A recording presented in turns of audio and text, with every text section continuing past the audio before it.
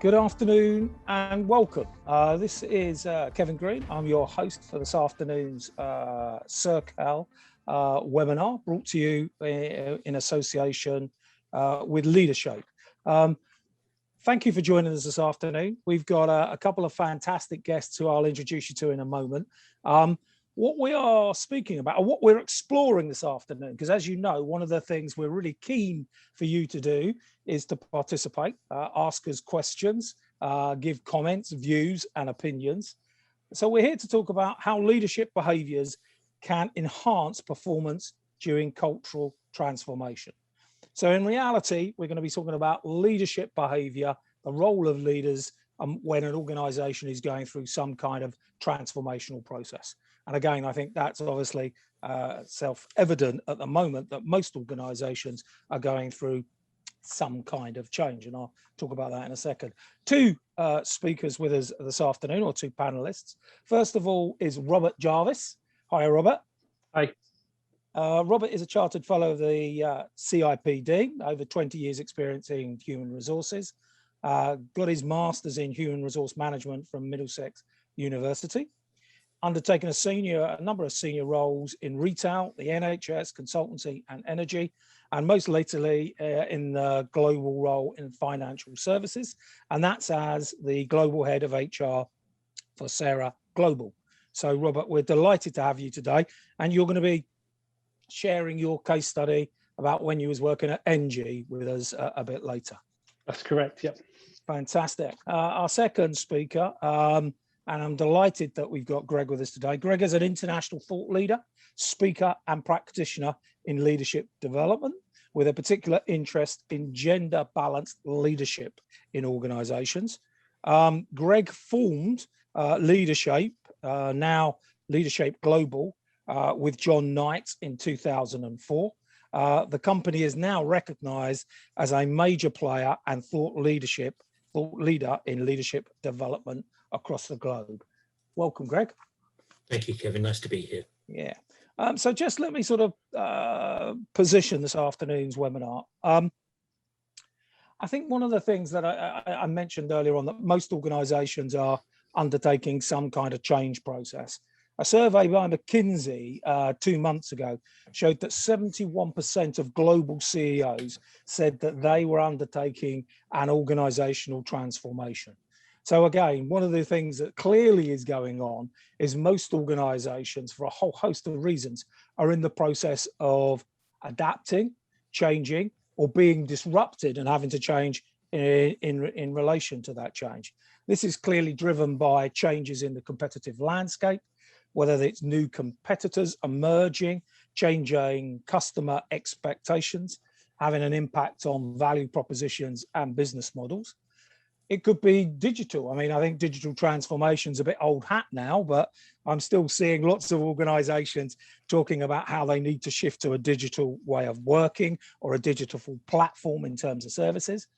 And then I suppose we shouldn't forget that clearly COVID and the pandemic has created a huge amount of change. You know, we can see most organizations are currently grappling with how to think about their workforce management. Do they go to hybrid? Do they bring people back to the office? Do they embrace complete remote working? You know, and that's just one facet of the change. I mean, I've worked with a couple of organizations that have been implementing new technology solutions, whether that be AI or some kind of call center automated response, because they've been able to think about how they service their customers differently and change opening hours and change the structure. And my final point, I suppose, is let's not forget when we talk about change and transformation, that 75% of economic value in our economy and most developed economies comes from intangibles, be that brand, customer relationships, intellectual property. And at the heart of those is innovation, ideas, collaboration, and creativity. So the people side of business is clearly in the mix. I suppose my contribution to this afternoon's debate comes from my time when I was the HRD at Royal Mail for a 5-year period. This was pre-privatisation, when we were at the beginning losing £1.5 million a day. And in a 4-year period, we turned that round to creating £400 million profit. So that was about a £1.2 billion turnaround. So a big change. And we did that by changing behavior. We had to do some heavy lifting and some brutal change, closing factories, but we also wanted to do it by empowering frontline workers and changing the whole management culture and behavior. So certainly got lots of stories to share about my time. So that's really sort of the introduction about what we're going to be speaking about. So for me, leadership, hugely important when you're going through transformation, not just in terms of communicating and engaging the workforce, but importantly, listening to what the feedback is and then being able to respond.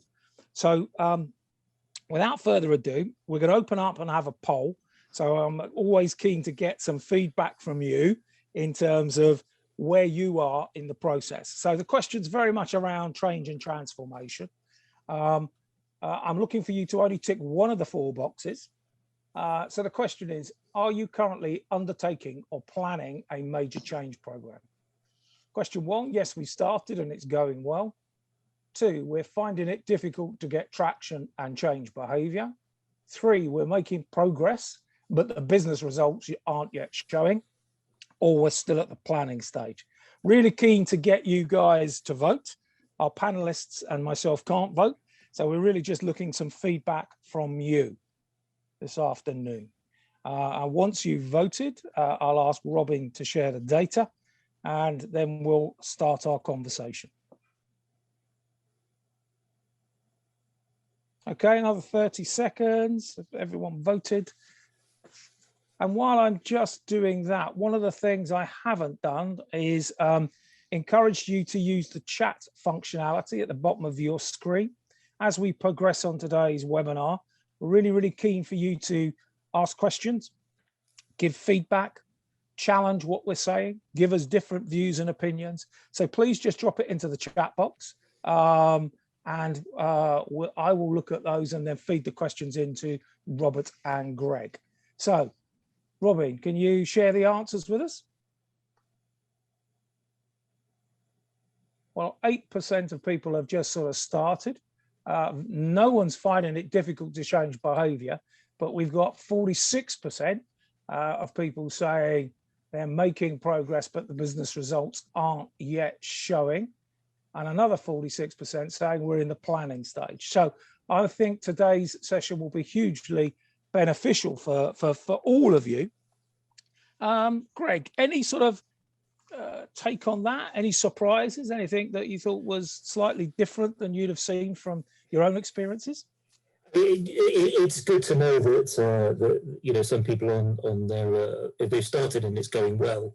I'm kind of surprised, given the preamble that you gave, that some people are still in the planning stage, because with the events of COVID and everything else that's happened, most people are kind of in the midst of it, almost as a forced transformation, as opposed to one that's taking a very planful approach. So it looks like everybody's thinking about or looking about transformation.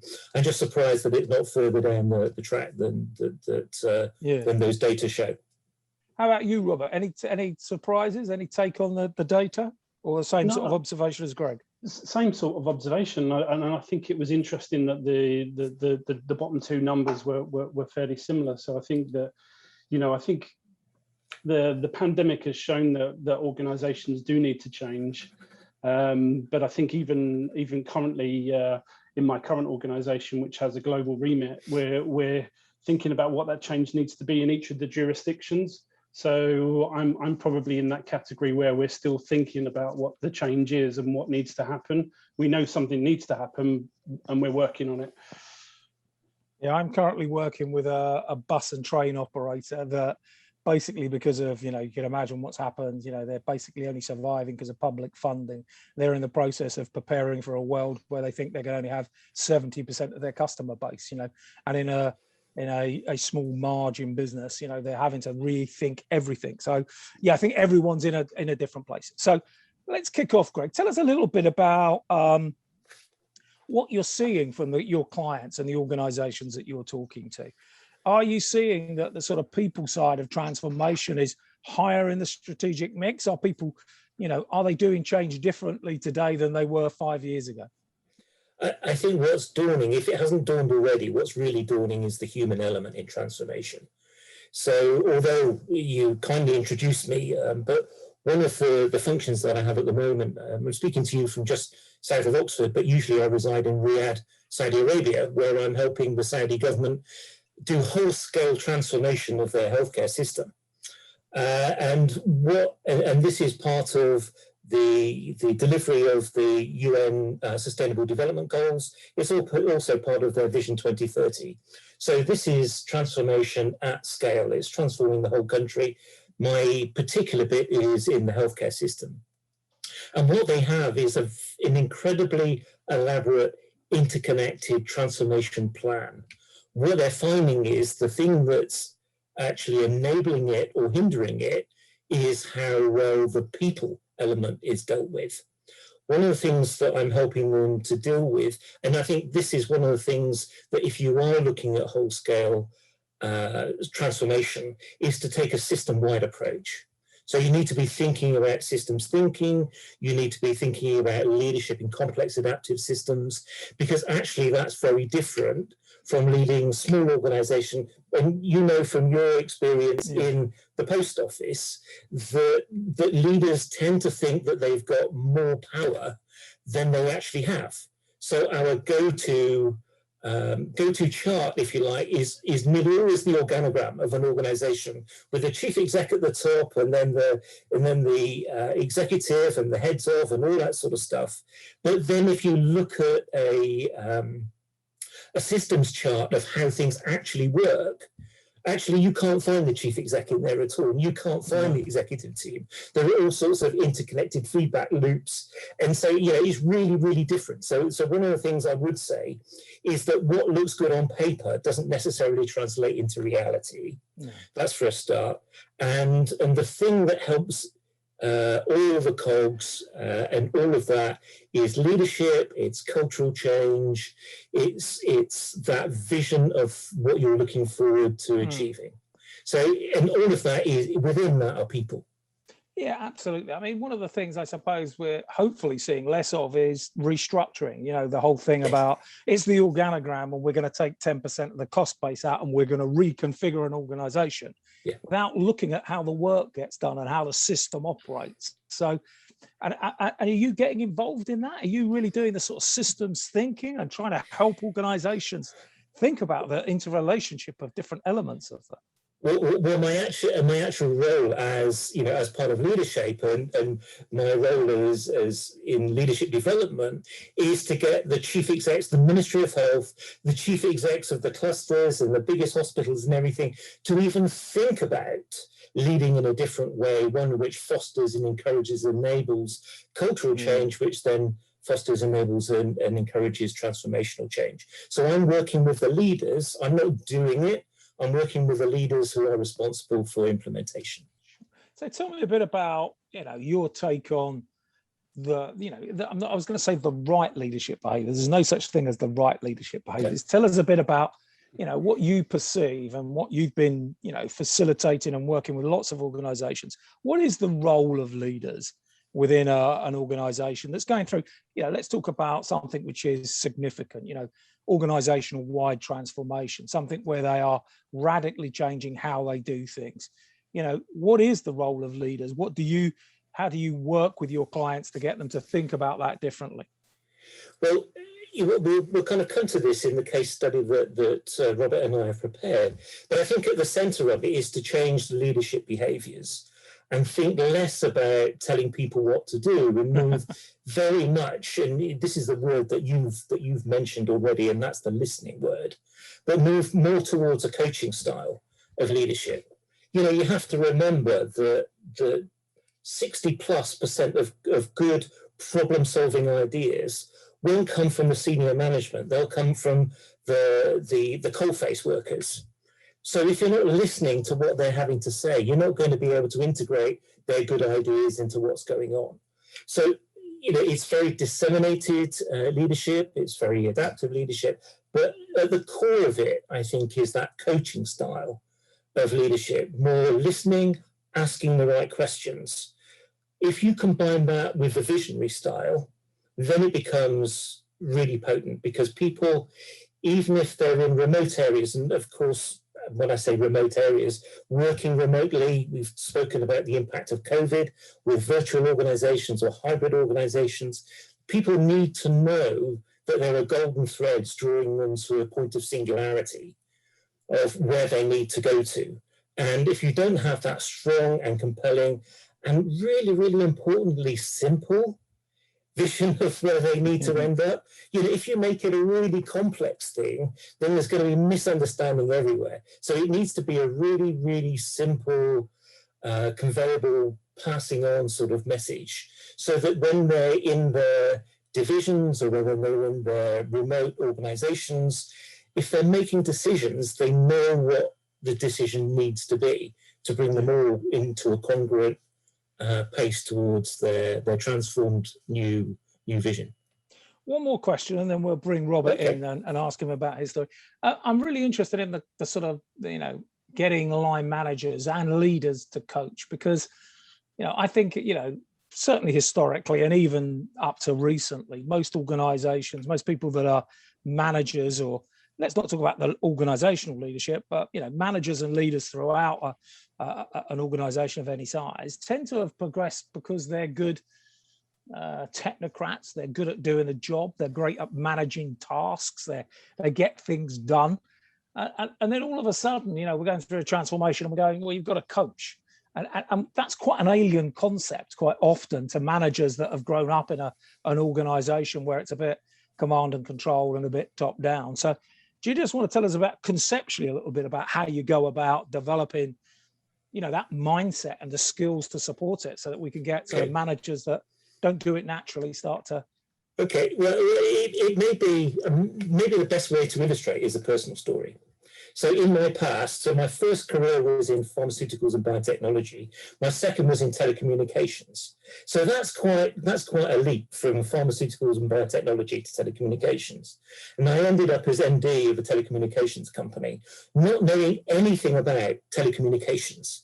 And it was at a time called when systems were converging. So at one point you had your voice circuit on one circuit and you had your data circuit on an entirely different system. And then those two things were converging onto one system. So not only did I know diddly squat about telecommunications, if you like, from a technical perspective, but I also knew even less about this thing called convergence. And yet I was managing director of an organization that needed to grow. My role as MD was to grow the organization so that we could effect either a trade sale or an IPO. And so what I realized is that I couldn't lead by being the technical expert. So what I needed to do was to measure my day, not by what I did, but what I caused to happen. And that's when you get out of your office, you walk the corridors, you ask the right questions, you ask what you're naturally curious with people about, the obstacles that people are getting in the way. And then if you're familiar with something like the ubiquitous grow model, then you can say, look, what are you trying to achieve here? And what's the reality that you're in? What options have you got that can enable you to overcome that? So what are you going to do? And repeated of that shifts the culture in the organization. And we grew double-digit growth over the next few years, like absolute topsy. And I still knew as little about telecommunications at the end of it as I did at the beginning. So I think that gives a good illustration of almost the best thing that you can do is to stop thinking that you're the technical expert and say, well, actually, these people, I want to bring these people on and their knowledge and all those sorts of things. And then I think they perform better.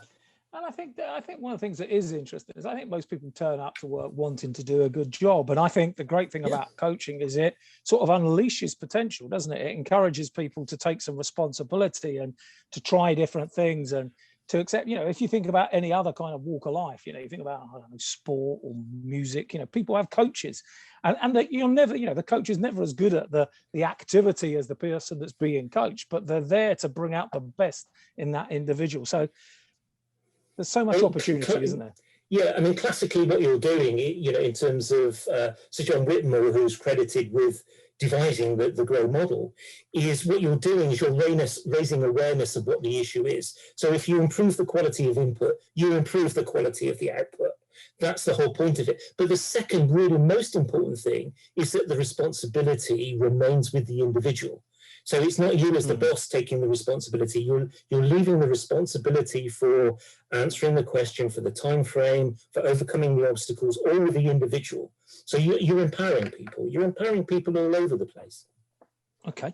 Robert, I'm going to bring you in now. I'm really keen for you to tell us a bit about your story, but I suppose perhaps just sort of reflecting on what Greg's been saying, your take on, and I know you used the coaching model quite a lot at your time at NG, but just tell us your take on change management, the things that you've seen work and some of the things that perhaps you tried originally early in your career that didn't work. Yeah, I think what Greg is saying is about using that coaching model to take people to places that you wouldn't have necessarily gone without your intervention.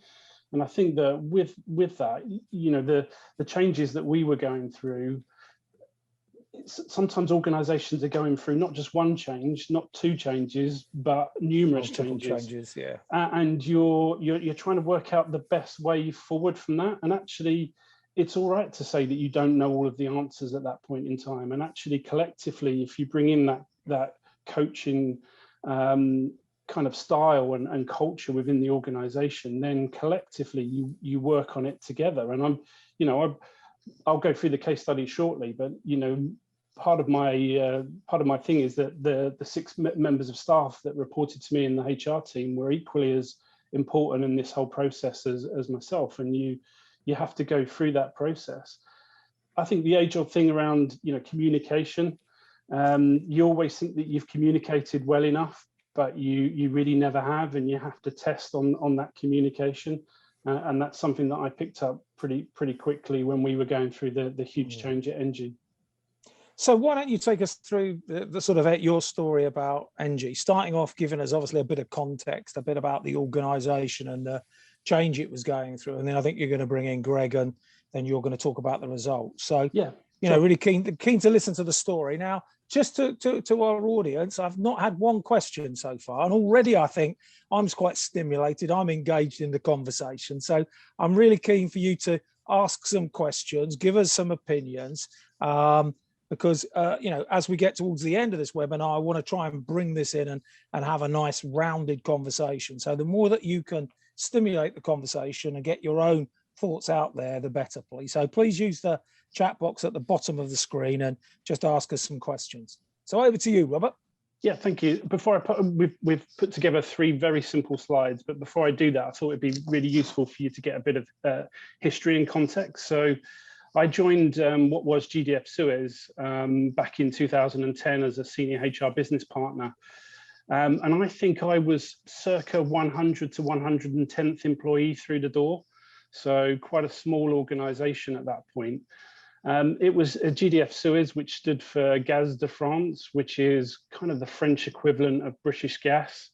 And they merged with Suez in 2008, which is kind of a facilities management and waste management organization. And actually GDF Suez at that point was one of the top 5 employers in terms of employee numbers in France, but it wasn't hugely well known outside of France. When I joined, the culture in the organization was very paternalistic. It was an organization that centered around the chief scientific officer, who was a geologist, and they were very, very task driven. And the task was to explore and find gas deposits in the UK North Sea, and to find ones that were financially viable to extract. And that was an interesting, the paternalistic culture of that was very, very interesting. And I think that, we were moving, actually the explorers had found what was the biggest gas discovery in the North Sea for many, many years. And we were moving from exploration into a production organization. And for an oil and gas company to do that, it takes a lot of people, and it takes a lot of input, and a lot of kind of financial input, and scientific and engineering input. My boss, who was the head of HR at the time, retired in 2015, and I took over as head of HR for the UK. And I thought, great, this is a really good culture change, moving from exploration and production, really interesting phase for the company. And then I think within 3 months of my tenure, I got a call from the global head of HR, who was based in Paris, and wanted me to sign up to an NDA, and said, oh no, that's not the only change that's going on. There's many, many more changes coming ahead. So I'll share the slides with you now. So the parent company, NG, decided that it wanted to divest in oil and gas, and wanted to move towards clean energy and technology, which a lot of kind of energy companies wanted to do at the time. The oil price and the gas price was very, very volatile as well. So it led to them wanting to divest from the organization. And the project was to rationalize the business ready for sale. And then we were, as part of that project, was moving the mainly European businesses under one P&L. And that had affiliates in the UK, Holland, Germany, Norway, and we had some joint venture activities in Algeria as well. So the company, as I said, was moving into this production phase, and that had to continue. Once you've had the investment of projects and joint venture partners for production to commence, you kind of have to go through with it, and you have to carry on, whilst in the context of the organization needing to be sold. The production phase for oil and gas companies takes the mobilization of hundreds and hundreds of contractors. You can see the picture there, that those rigs would have taken hundreds and hundreds of engineers and people to build that. So it's massive input from a financial perspective. The UK business decided to rationalise its operations in Aberdeen. Those of you that know the energy sector will know that Aberdeen is the oil and gas hub for the UK. And that basically meant that there was 110 people at risk in London. And ultimately, as the project moved on, it led to 95 employees being made redundant from the London office. The climate and the culture within the organisation at the time was still very task-driven.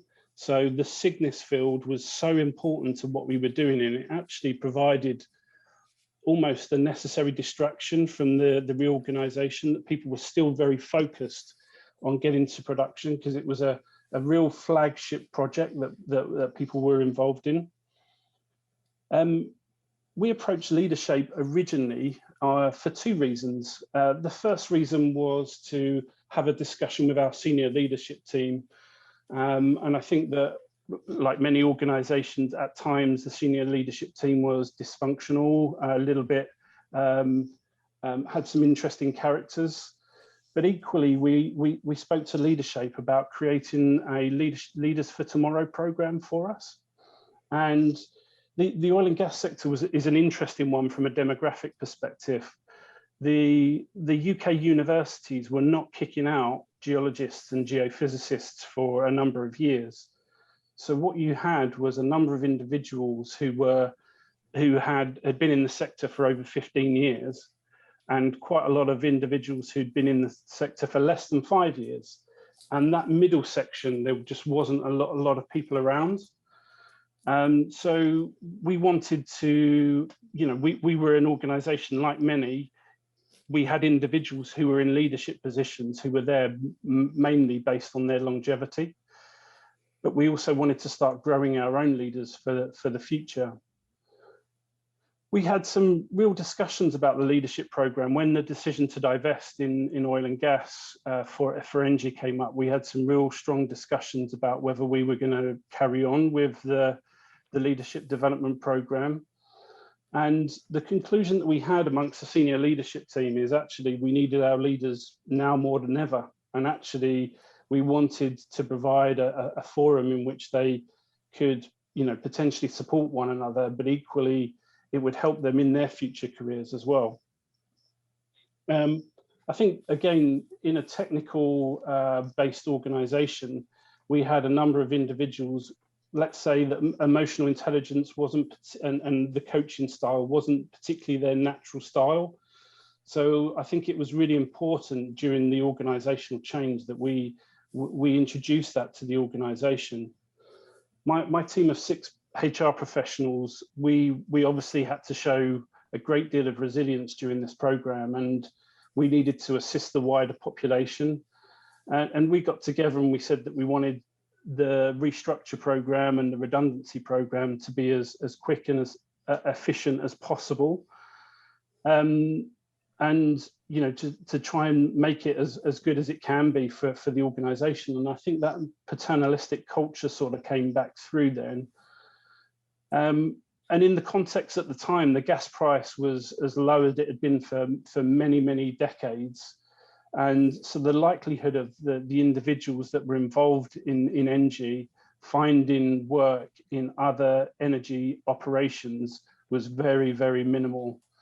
So we offered, retraining and regular outplacement activities. We also had, and as part of that outplacement activities, there was also coaching for them individually. So coaching became a real part of the organization and how we were doing things. And I found that coaching discussions became very, very prominent. And some of the senior leadership team meetings that you go to, you would hear some of those coaching questions coming out. How are we going to do that? How's best that we do this? And you can tell that they'd started to listen to their team, because you could hear some of the questions that they were raising and some of the issues that they were raising. And I think another important part of the whole project is that from the point in which we announced this at the first town hall, we had 12 to 18 months between the point in which we made the announcement and the London office fully closed and the Aberdeen office became fully operational.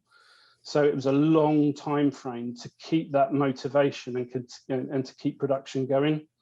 And delays in the oil and gas sector mean money, and you can't have any delays in production. So that was really, really important.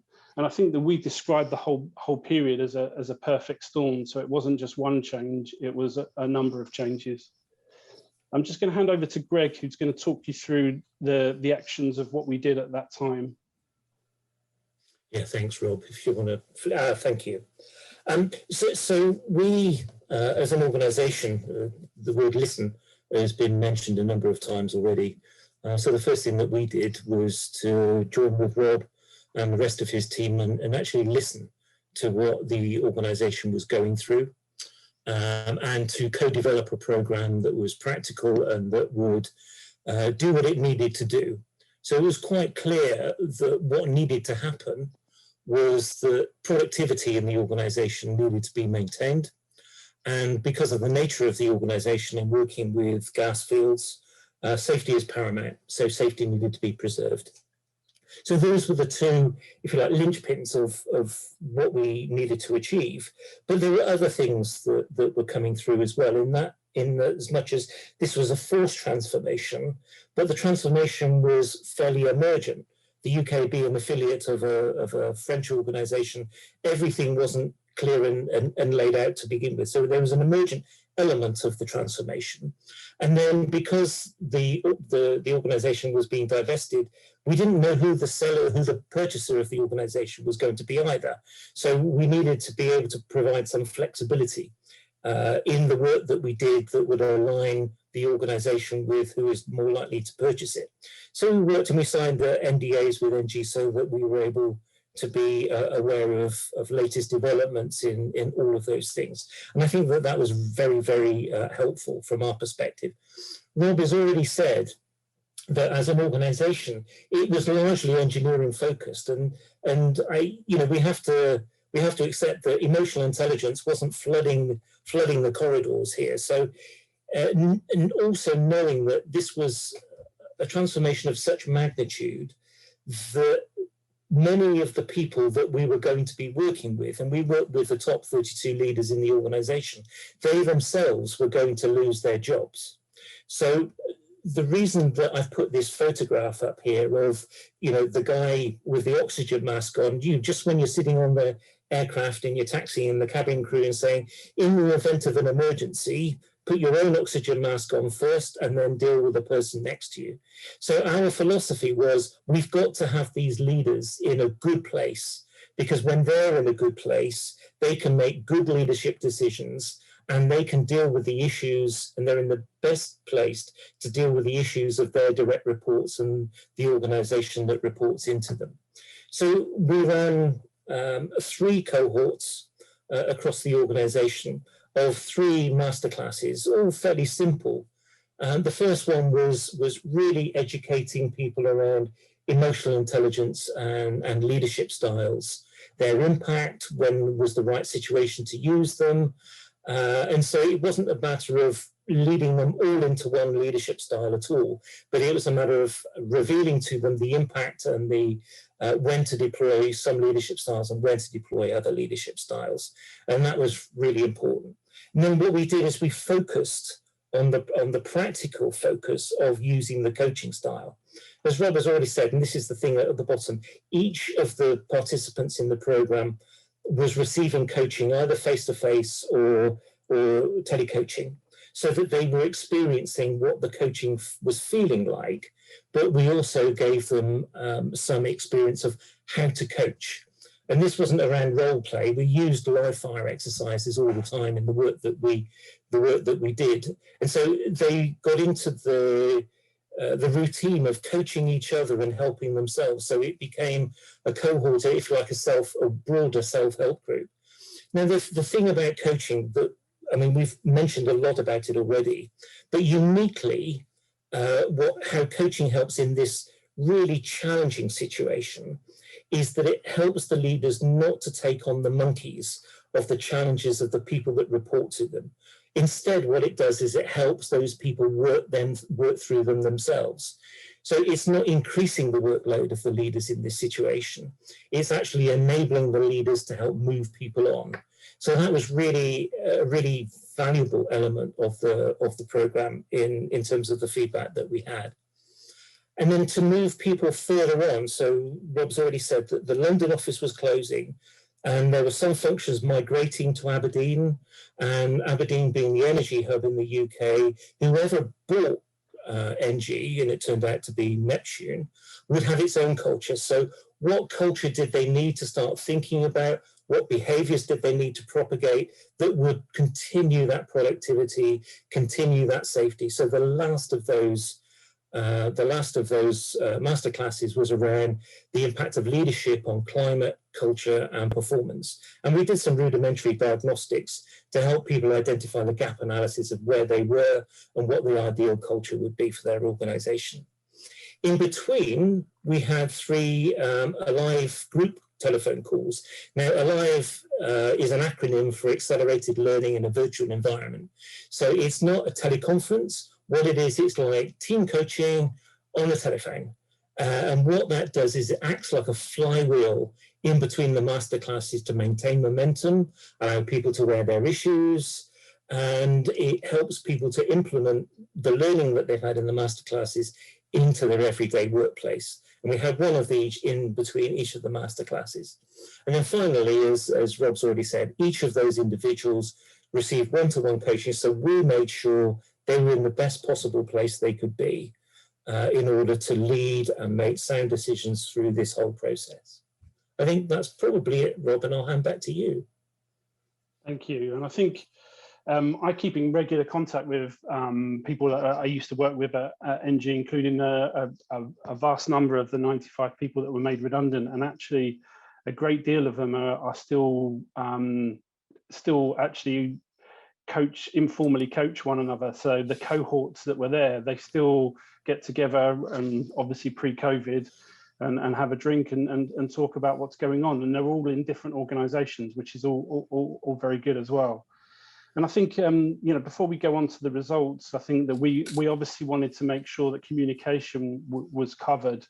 And I think that the communication, we wanted a number of different channels. We had the official kind of town halls that were happening, but we wanted, and we had the consultation committee, but we wanted the managers to be a conduit for that communication and listening, and to replicate the messages that we needed to. And I think the other learning point we had is that we had a number of town halls where it was a live stream to Aberdeen, where it was a group of engineers, and the corporate functions and scientists in London. We delivered the same message, but it was heard in two different ways, virtually, but equally because of it was a group of engineers or a group of scientists. So we really had to work on testing the communication and making sure it was what we needed it to be. And we did a lot of work on resilience, and I bring that back to what's going on with the pandemic. We did a lot of work on resilience, and we used the Kubler-Ross resilience cycle, and I think that we reiterated that on a number of different occasions, and I think that it's probably quite true for the last year that most of us have lived as well. You could have looked at the Kubler-Ross resilience cycle. But just to quickly, because I know we're running short of time really, because we want to open up for some questions, the results and the benefits to the individuals and to the organisation. So we built up that emotional intelligence and empathy of the management team to help the company through the change, because we recognised that emotional intelligence and empathy wasn't high up on natural abilities. We also developed leadership maturity, self-confidence, and a support network. And that support network I've already mentioned is still ongoing post NG involvement. And we formed structured support through the challenging transition period. So people knew where they needed to go to get support. They were going through issues themselves. They were trying to find work or future work for themselves as well. And as Greg said, reduce the burden on the individual managers to take and to solve all of the problems, and just the professional and domestic networks and supports we tried to encourage as we went through. And I think, to reiterate the message that we've already said around the fact that production was so important, one of our primary goals was to try and keep absence down during this period. And there was only a very insignificant increase in absence during this period, and I think that was a real benefit for the organisation going forward, and it was a real example of where the managers had stepped up to the plate for this one. And then obviously, whenever there is a programme where you're losing an office or you're losing a number of people within a structure, you want to show the people that are staying how well you treat individuals in that situation, and I think that we certainly did that.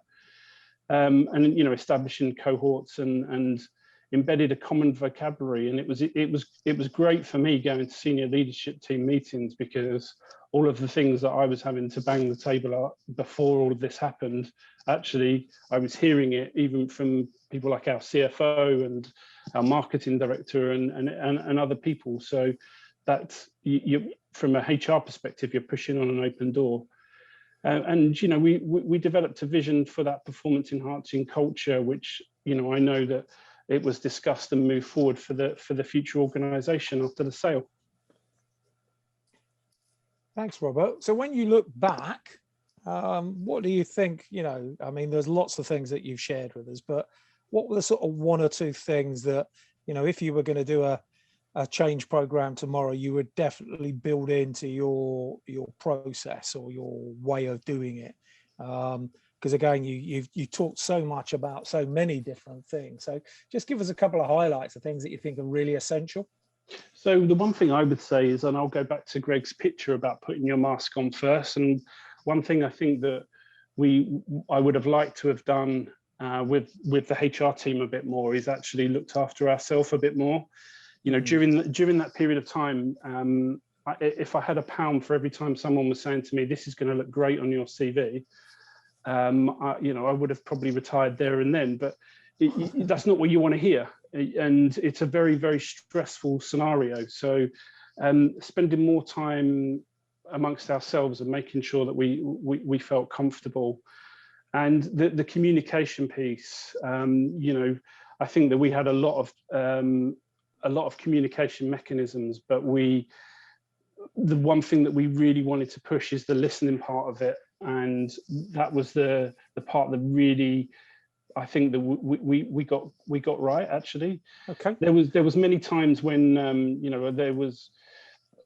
I actually put time in my diary where I'd walk along the corridor where the scientists were and actually spent as much time as needed, and actually book that time into my diary, because actually you were able to resolve a lot of the issues at point straight away. But it's also, isn't it, Robert, it's about listening so that you take that back, so you can see what's landing and what's not landing, what resonates and doesn't resonate, so that when you're next is, you're thinking about how do we communicate, how do we engage, you can use that messaging and what you've learned from those conversations to feed back in, which is, we need to describe this differently, this bit's not landing. So it isn't just listening to help the individual, it's actually intelligence gathering, isn't it, about what's going on in the organization. What would you do differently with hindsight? So you look back and it was a great success. You got a lot, you kept the productivity going, you closed the business successfully, but what would you do differently? So what are the things that you go, ooh, if I was going back, I might do this differently, I might do that differently? I think for me at the time, it would have been managing some of the communications that was coming from our central head office in France. And I think that you need to understand that the communication amongst cultures is different, and actually for them to understand under French employment law, to understand a redundancy program. So I would look back and I would probably spend more time with the Europe. I obviously presented to the European Works Council, but spend more time making sure that we weren't having to repeat some of the activities and talk about it from that perspective. And then again, just making sure that we looked after ourselves as well along the way. Greg, your take, with hindsight, when you look back, what was great about this process of working with NG? What would you have done different, or what do you think the organisation needs to do different? I think where the organisation was at the end. I mean, the really rewarding thing is that the organisation was. Not only did they go through that massive transformation, which could have been a very negative experience, but they got through it. They got through it on time. They got through it with all the goals attained. They actually came out of it incredibly energized. And in some respects, it would have been more helpful, I think, had the purchaser of the organisation better integrated with the organisation in the due diligence phase to understand what was good, instead of just saying, right, you stop doing it your way, you're going to do it our way from here on. Because in doing so, I think they threw a lot of brilliant things out with the bathwater. So I think that was probably it. There's one thing that I think here Rob hides his light under a bushel a little bit. Whilst during this period of transformation, whilst many HRDs will be hiding in their office and closing their doors, I think Rob and his team made it their business to get out and about and do that listening that we've been talking about. So it's a brave move, because there was a lot of emotion going on in the building at that time, and they were up for it. I think I said to you that was great.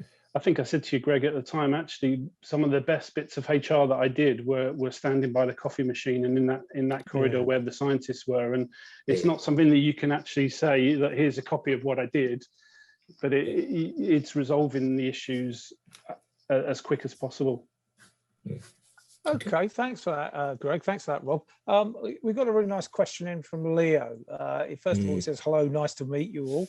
So tell us about, how does coaching help with culture change? So, how do you use coaching as an approach, I suppose, to actually deliver culture change? Do you want to take that one, Greg? Yeah, sure. So let's think about culture to begin with, so that we're all on the same page. For me, culture is how we do and improve things around here. Many people think of it as how we do things around here, and I like to introduce those other words, how we do and improve things around here, because we're always changing as an organization. Now, if you think about the elements of culture of having 4 components of power, structure, achievement, and support, then individual behaviors lead into different emotional intelligence competencies, and different emotional intelligence competencies build together to form leadership styles. And I'm talking here about the Goldman-Boyatzis model of emotional intelligence. And then different leadership styles will have an impact on power, structure, achievement, and support. And it's that the blend of those is to what defines your culture.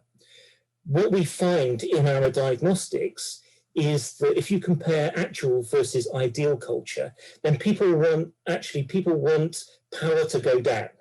They want less power in the system, because power can be, on the one hand, it can be benevolent and useful, but on the other hand, information is power, and it can lead to bullying, and it can be that directive style of leadership. So they want power to go down. Often power structure, the second one, is about right, especially in an organization which is high on safety and SOPs like the gas and oil industry. But universally, what they want to go up is the sense of achievement and the sense of support. And when you think about how the coaching style of leadership impacts culture, what it does is it feeds into that achievement and support elements of culture. So if you think about that golden thread from individual behaviors through to organizational performance, so individual behaviors, EI competencies, leadership styles, culture, and it's the culture that enables the performance or hinders it. What you actually want is something which is heavy on achievement and heavy on support, and that's what the coaching style brings. Fantastic. So, Robert, I suppose, just again, your take on some of those leaders, that transformation, that journey that you took them on from being scientific task managers into, coaching people through a very emotional, time when they may be losing their job, they may be, their colleagues may be leaving, their office is going to be relocated, they don't know what's going to happen to them. Just tell us how what you saw, how did you support those individuals that were having to use a completely different approach in terms of managing their people? Yeah, it was interesting to see the transition in a number of the individuals. So I think, very much they were still in their main part of their head, that they were still concerned with the tasks that were available to them. And I think that what LeaderShape did was come in and actually, certainly some of the scientists and engineers, they wanted to see a model. So show me a model of how coaching affects what we do. And I think if you kind of listen to what they've got, what they're concerned about, and you can show them, the GROW model or whatever, all of the other different models that we showed them, Greg, I think that it was nice to see them, that got to their comfort zone. But you then say, right, we've given you that. Now this is what we want you to build on. And actually the fundamental part, and I think, part of our program was for them to understand themselves and how people react to them, in order to that they can, develop their listening and their abilities to help individuals through that difficult time. And don't get me wrong, there was times in that period where I'd walk into a manager's office and you'd see their face and you'd need to shut the door and you'd just say, right, what's going on? And everyone needs support during at different times during that point. And I pick out various points in which you saw people way down on that resilience curve, and you had to do what you needed to do to push them in the right direction again. It was a tough time, but I fair play to the managers for listening, but taking on board the models and the theories first, because that gave them their comfort zone, and then developing and moving them forward with those behaviours. So, okay, thank you for that, Robert. I get it, I think. So I'm really keen, Greg, for you to tell us a little bit about, this leadership transformation. So the organisation's going through a transformation. It's potentially changing its culture. And again, we can talk about energy. You can talk about other organisations you've worked with. trying to get leaders to change their style, even if we're coaching them and supporting them, is a challenge. You know, I've been around this for most probably about 30 years in my career, and I know there's no golden answer. I know there's not one silver bullet, but just give us some hints and tips of things that you think you've seen that work, particularly when you've got organizations that are sort of top down and quite, you know, tasky driven, a bit like oil and gas, but there are many organizations like that. Thanks, Kevin, for saying there's no magic bullet, because that gives me the get out clause, and that's really excellent. So the work I'm doing now, for example, in Saudi, you know, it's got a really national culture, because unlike the UK, for example, where we're a constitutional democracy, there it's an absolute monarchy, and what the king says goes. So that's the national culture. There's a culture of being told what to do, and so even the leaders in these big organizations are mirroring that, of thinking that the way to lead people is to tell people what to do.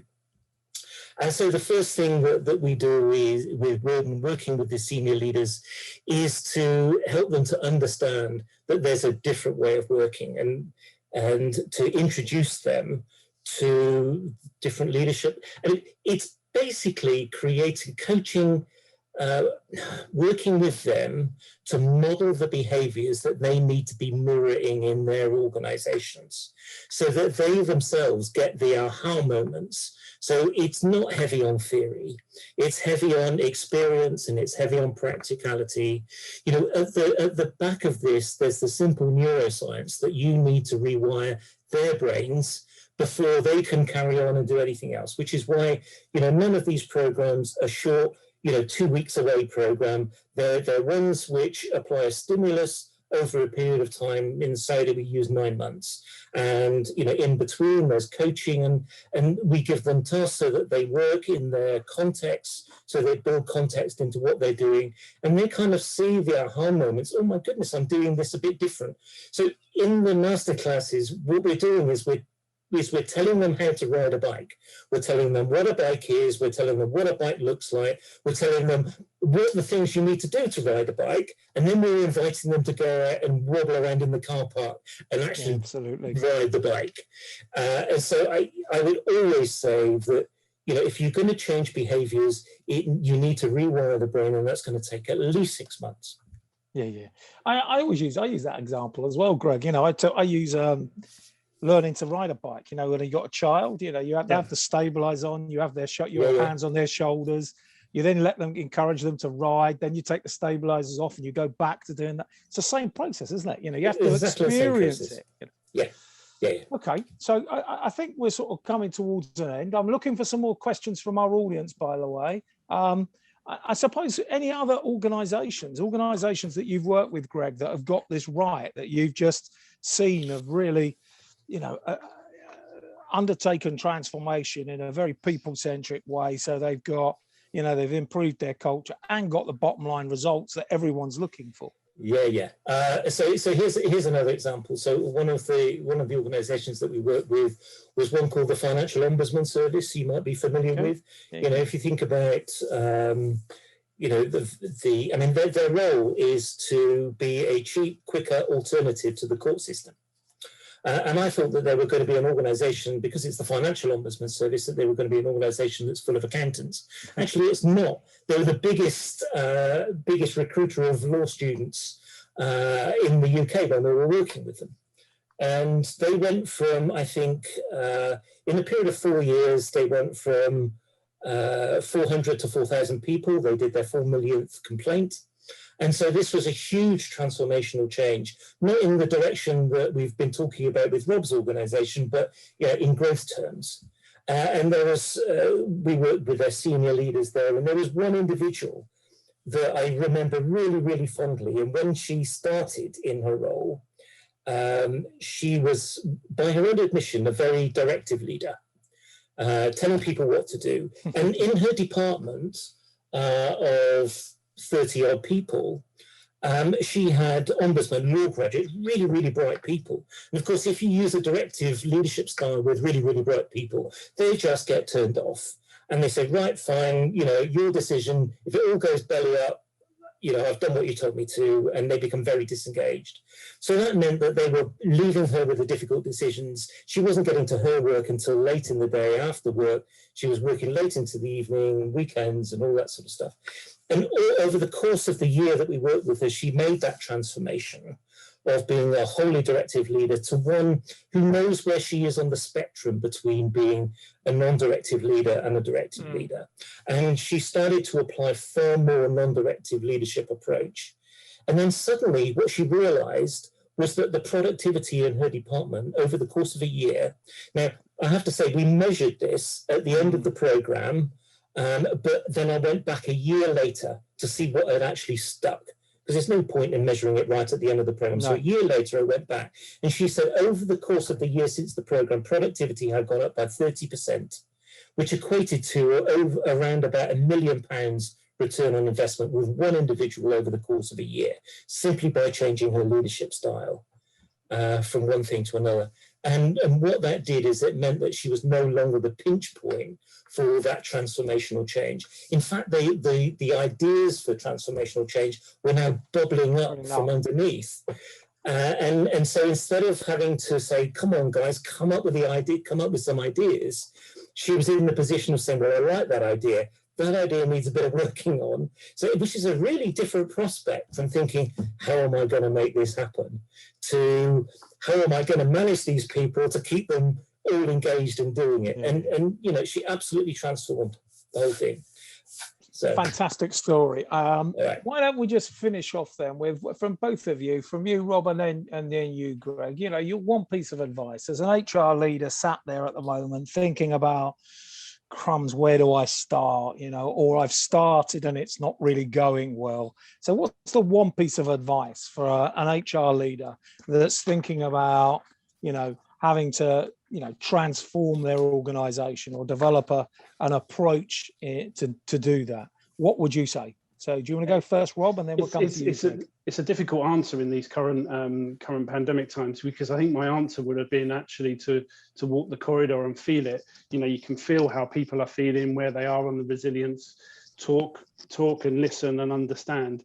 And I think, using opportunities now, if you're working from home, to be in contact with individuals and listen to them and provide them opportunities and space to feed back into any change that you're going through is very important. Because I think that, the Zoom and whatever else is a great tool, but for HR professionals, you're kind of you're only using some of your senses. A couple of things that I one is, I think, I've seen really good leaders spend more time doing one-to-ones with people on Zoom than they would do, because they miss the sort of ad hoc conversation. So building it in and structuring it. And the second thing is, and I really like this came out of a webinar. Someone said that every time they have a group meeting, they ask everybody how they're feeling at the beginning of the meeting and to score it out of 1 to 5. And if someone scores a 5, well, then that's fantastic. But if someone scores a 1 or a 2, as a leader, you've sort of got a responsibility to go back round that loop after the meeting with the team and just find out what's going on for individuals. So they found it a brilliant way of just getting a census check on how people are feeling and then making sure they follow up. So I think you're right, it's more difficult, but it's still doable. And in fact, perhaps we should do more of it than we would have done normally. Yeah, but you plan it in, don't you? And now, when you're in a building and you're amongst a group of people, you do it by osmosis in some ways, but now you have to plan it in. You have to really think about it. Fantastic. Greg, your one piece of advice. One piece of advice. Okay, it's got 5 parts to this one piece of advice, just to complicate matters. So my one piece of advice, if you're looking at wholesale transformation, is treat it as a complex adaptive system. So here are the 5 elements of leading in a complex adaptive system. So have a clearly stated purpose, set clear boundaries to what you're going to do, set simple rules that people can adhere to, and then let people get on with it. And the job then of HR is, and the leadership in the organization is to make sure you're listening to what's going on, because the good ideas are going to come from your coalface workers. That's my one piece of advice. No, right? I think it was a great piece of advice. Thank you, Robert. Thank you, Greg. To our listeners, a couple of people have said they've really enjoyed it, got to jump off early, but understand that we're all under pressure. So thank you, Greg. Thank you, Rob. I thought it was a great conversation. I thought there was lots of insight, lots of value. Hopefully people that have listened in will give us some feedback. We'll try and get something out to you so you can give us that feedback. Until the next time we do a Circle webinar, thank you for joining us, and see you all again next time. Rob and Greg, have a great afternoon, and speak to you all again soon. Thank you. Thank you, Kevin. Thank you to everybody who joined the call.